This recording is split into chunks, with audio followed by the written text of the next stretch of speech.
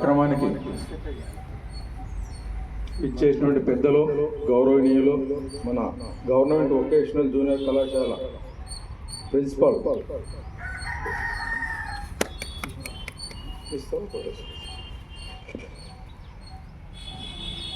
ఈనాటి కార్యక్రమానికి ముఖ్య అతిథిగా వచ్చినటువంటి పెద్దలు, గౌరవనీయులు, ఆత్మీయులైనటువంటి మన ప్రభుత్వ వొకేషనల్ జూనియర్ కళాశాల ప్రిన్సిపాల్ డాక్టర్ నాగస్వామి నాయక్ సార్ని వేదిక ఆహ్వానిస్తున్నాము. అలాగే మరొక మిత్రులు, ఆప్తులు, కళాశాల లెక్చరర్గా ఉన్నటువంటి విజయశేఖర్ సార్ గారిని కూడా వేదిక ఆహ్వానిస్తున్నాము. అలాగే ఇక్కడికి వచ్చిన మన పాఠకులు, మీ విద్యార్థులందరూ కూడా మరొకసారి హృదయపూర్వక స్వాగతం పలుకుతూ ఈనాటి కార్యక్రమంలో ముందుగా మరి అతిథిగా వచ్చేసిన నాయక్ సార్ గారిని మన రాజ్యాంగ నిర్మాత డాక్టర్ బిఆర్ అంబేద్కర్ గారికి పూలమాలతో వారిని నివాళులు అర్పించవలసిన కోరుచున్నాము. ఒకసారి అందరూ నిలబడండి. సార్ శేఖర్ సార్ ముందరకు వచ్చేది మళ్ళీ గోడ పెట్టి ఇమ్ము తీసుకుంది వానలకి మరి పాత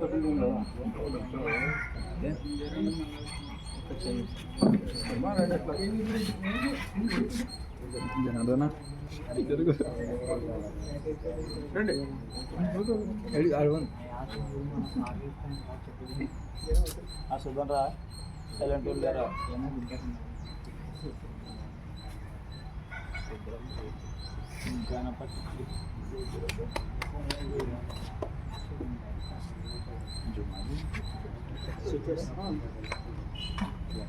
క్లాప్స్ కొట్టండి అందరే.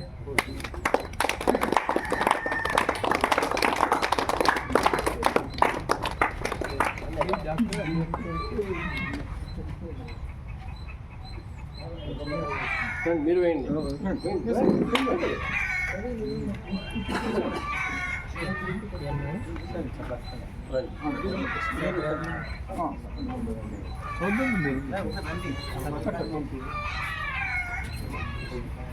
ఇస్తామా బోర్డు పడాలి బాబు, లాంగ్ వెళ్తే వస్తుంది. కూర్చో కూర్చో.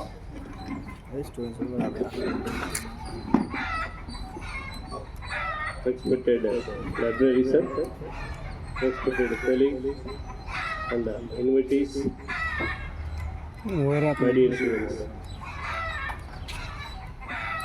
ఈరోజు రాజ్యాంగాన్ని రాసి సమర్పించి అమలుపరిచిన రోజున ఈరోజు డాక్టర్ బిఆర్ అంబేద్కర్ గారికి మనం నివాళులు అర్పిస్తూ 75 సంవత్సరాల తర్వాత కూడా ఆయన ఏదైతే రచన చేశారో వాళ్ళ టీం 7 మంది టీము ఏ విధంగా రచన చేసి మనకి ఇచ్చి, అంటే ఒక్కొక్క మతానికి ఒక గ్రంథం, పవిత్ర గ్రంథాలు ఉంటాయి, కానీ భారతదేశానికి పవిత్రమైన గ్రంథము రాజ్యాంగం. ఆ రాజ్యాంగం నుంచి తీసుకొని మనము మనుగడ సాగిస్తున్నాము.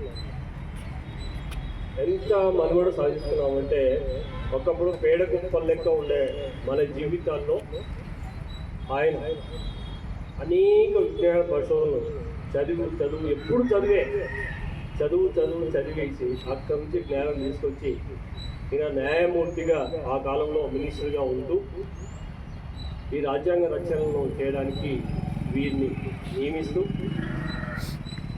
మన మహాత్మా గాంధీ గారు, తర్వాత నెహ్రూ గారు ఈయన పైన భారత రాజ్యాంగం యొక్క హృదయ స్కంధాలపైన ఆయన పైన పెట్టి ఒక కమిటీ ద్వారా ప్రపంచంలో, అంటే భారతదేశంలో ఉన్న మానవాళికి అవసరమైన యోగ్యమైన ఆచరించదగ్గ విషయాలను ఆయనలో తీసుకొని, అంటే ఎక్స్పీరియన్స్గా తీసుకొని ఆయన మీద తీసుకొని ఆయన రచనలు చేయడము అప్పటి నుండి ఇప్పటి వరకు 75 సంవత్సరాలు వచ్చినా సరే మన దేశమే కాదు ఇంకా పలు దేశాలు మన రాజ్యాంగాన్ని వాళ్ళ దేశంలో అవలంబిస్తున్నారు. అటువంటి మహామేధావి, మనిషి కాదు మహామనిషి ఆయన రచనలు ఒక కులానికి, ఒక ప్రాంతానికి చెందిన అని మనం అనుకుంటాము, కానీ అలా ఆయన ఆ విధంగా చేయలేదు. ప్రతి కులంలోనూ ప్రతి మతంలోనూ జీవనోద్ధరణ కోసం ఆయన పాటుపడిన మహాశైలి, మహా తత్వవేత్త. సో అలనాటి ఆచారాలను, మూఢాచారాలను కూడా కొన్ని తొలగించేసి అలాంటి ఆచారాలను కూడా ఆయన తట్టుకొని ఒకే ఒక చదువు అనే ఒక ఆయుధంతోనే వాటిని అన్నిటిని పారదోలి తన జీవితంలో వెలుగు ఆయన పంచుకుంటూ ఇంతవరకు కూడా, అంటే వచ్చే సమాజానికి కూడా, అంటే ఒక 100 ఏళ్ళ తర్వాత కూడా మనము వారి గురించి తెలుసుకుంటాం కూడా. అంత నిగూఢంగా ఆయన విషయాలు రాసి వెళ్ళాడు. ఎంతవరకు రాశాడు అంటే ఇక్కడ ఈ విధంగా చేస్తే బాగుంటుంది, ఈ విధంగా చేస్తే బాగుంటుంది, ఈ ఆర్టికల్ ఇది, ఈ ఆర్టికల్ ఇది అని ప్రతి ఒక్కరికి జీవితాల్లో వెలుగు నింపిన మహామనిషి అని చెప్పారు. సో అలాంటి వ్యక్తిని స్మరించుకోవడము మన బాధ్యత. అది మన వెంకటేశ్వర సార్ గారు ఇక్కడ ఏర్పాటు చేయడం అనేది కూడా మన భాగ్యం. ఎందుకంటే మన college integral part of library అయిపోయింది. ఎందుకంటే నిజంగా చెప్తాను, ఏ లైబ్రరీని కూడా ఇంత సాహసం చేయండి. ఇప్పుడు అన్ని లైబ్రరీలు ఉన్నాయి కదా, మీరు ఒకసారి పోయి చూడండి. ఇంత నీట్గా, ఇంత బుక్స్, ఇన్ని ప్రోగ్రామ్ అరేంజ్ చేయడము సార్ గారికి చెల్లింది. అందుకనే సార్ గారికి 3 సార్లు బెస్ట్ లైబ్రరీ అవార్డు కలెక్టర్ గారి చేత బెస్ట్ లైబ్రరీగా తీసుకున్నాను. ఇప్పుడండి ఆ పిల్లోడికి చెప్పిన కొన్ని విషయాలు పోతాయి, కానీ ఇక్కడ